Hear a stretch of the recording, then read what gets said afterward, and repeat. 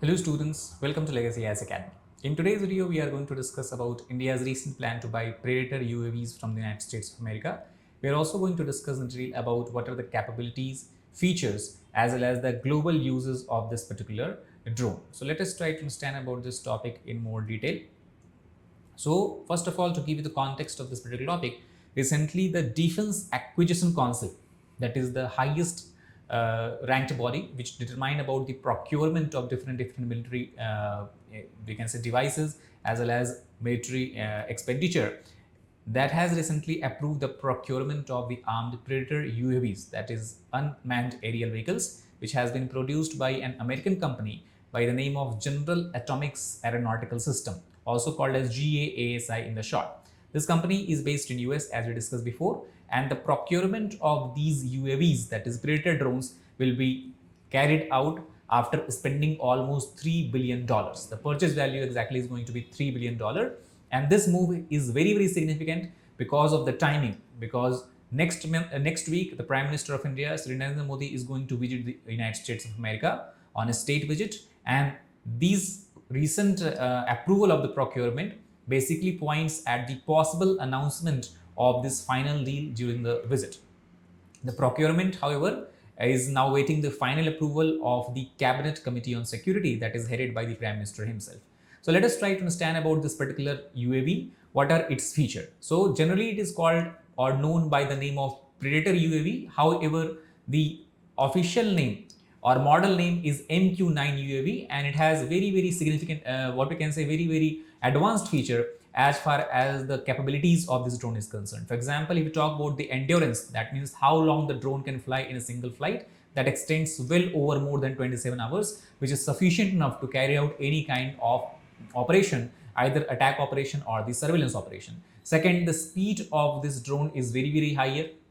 The altitude is more than 50,000 feet, thus it can remain invisible to the eyes of enemy and can carry out ISR operation.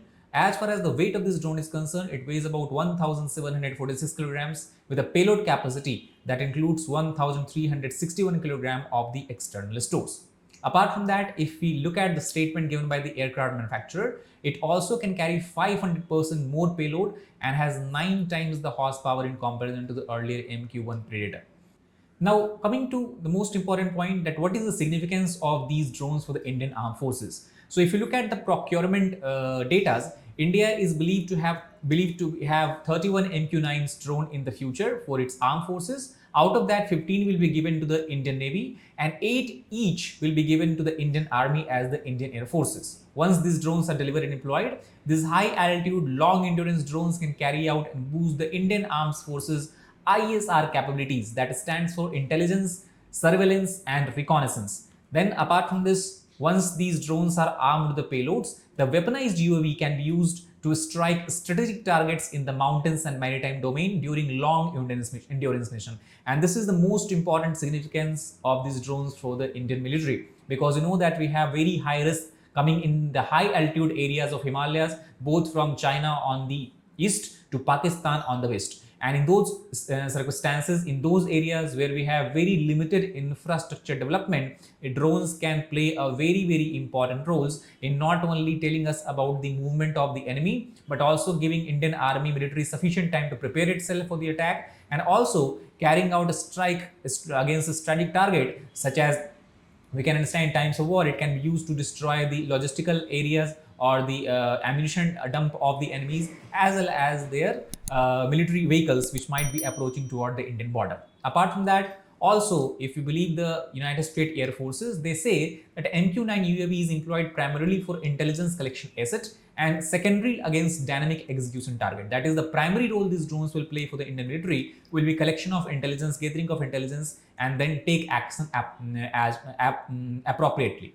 Or we can say, then also, because the drone has very high loiter time, we have discussed, it can fly in a single flight for more than 27 hours, and it has wide range sensor, it has multi-mode communication suite, it has precise weapons to carry out precise weapons. It also provides a very unique capability to perform strike coordination and reconnaissance against high value fleeting and time sensitive target.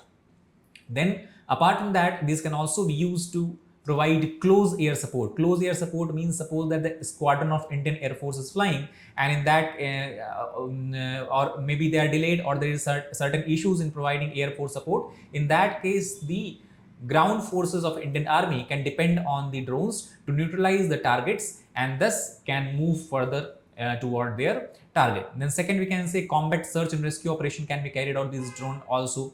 Precision strike, as we have discussed. Apart from this, drone can also help in buddy lathe system. The buddy lathe system is a term that is used in military to represent a situation where the target of missile fired by one aircraft is basically being helped with the other aircraft. That means suppose we have aircraft A and we have another drone, that is this Predator drone B. So the drone B will help in guiding the missiles that is fired from the aircraft A. This kind of coordination is called as buddy lathe system. Then convoy and red overwatch, obviously clearance of the route for the VIP movement or the military movement, target development and terminal air guidance. Terminal air guidance here again refers to guiding the missile fired in the terminal phase of its flight, that is when it is going to actually strike the enemy target.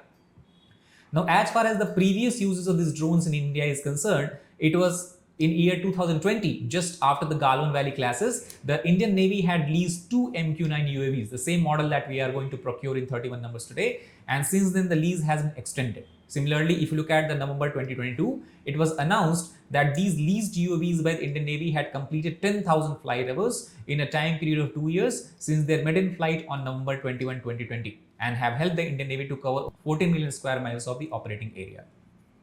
At Aero India in Bangalore in February this year, Hindustan Aeronautics Limited and GASI had said that turbo-propellant engines for the MQ-9 UAV would be supported by the Farmers Engine Division for the Indian market, and both organizations have released a joint statement where they have decided that the maintenance, repair and overhaul program for the future HAIL UAV projects will be also commissioned and will be carried out under this joint agreement.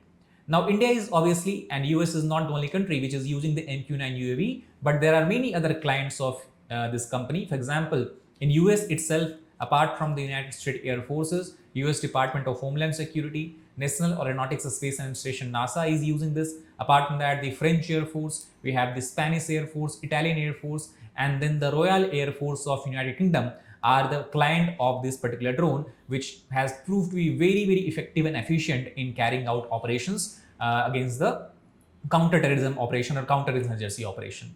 Now, if you talk about this particular drone, this is a type of fixed-wing drone. Drones basically can be divided into three types. We have multi-rotor drone that are called as multicopters, that is having multiple rotors, as you can see from the picture here. This is the kind of drone that is also used for photography, videography by the general citizens or general people. Then these drones also has taking off and landing capability vertically. They use lithium polymer batteries and used for aerial photography and videography. On the other hand, when we have a single rotor drone, they can also take off and land vertically, but they are more energy efficient as compared to multicopters, obviously because they're having a single rotor. They look very, very similar to the helicopter. They can carry heavier payloads and cover greater distances than multicopters, and can use gasoline engines as well in place of batteries. The third type of drones that are called as fixed wing drone, they can take off and land at an angle to the ground. That is, their taking off and landing seems very, very similar to the airplanes. They are obviously they are having the highest energy efficiency as compared to multi-rotor drones and single-rotor drones. They can remain airborne for several hours. As we have discussed in the case of Reaper drone, they can remain in the air for more than 27 hours. Used for long-distance delivery missions or mapping, can use gasoline engines instead of a battery.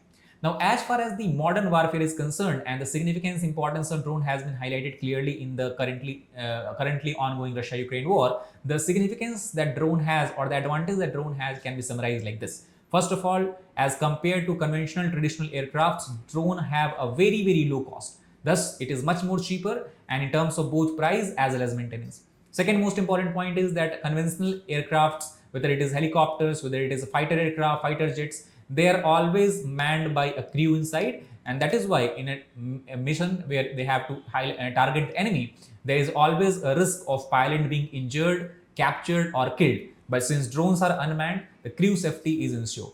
Third is there is a faster deployment compared to conventional aircraft. Drones are much more faster and easier to deploy, much more easier to operate, and don't need training as extensive as most aircrafts. Many drones also do not need a runway, and thus other types can easily fit in the backpack. Fourth is the flexibility is much more higher in case of the drone, because if you talk about the military industrial complex, it has developed such kind of technology that prioritizes this need basically of flexibility, and drones are the best example of this. On the top of that, they can even be fully automated.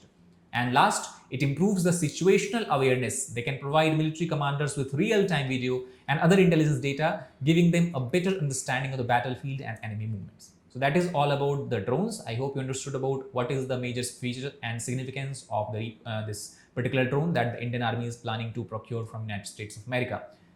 I hope you like the video. If you like the video, please hit the like button, share it with your fellow aspirants, and subscribe to our channel for more such content. Thank you very much.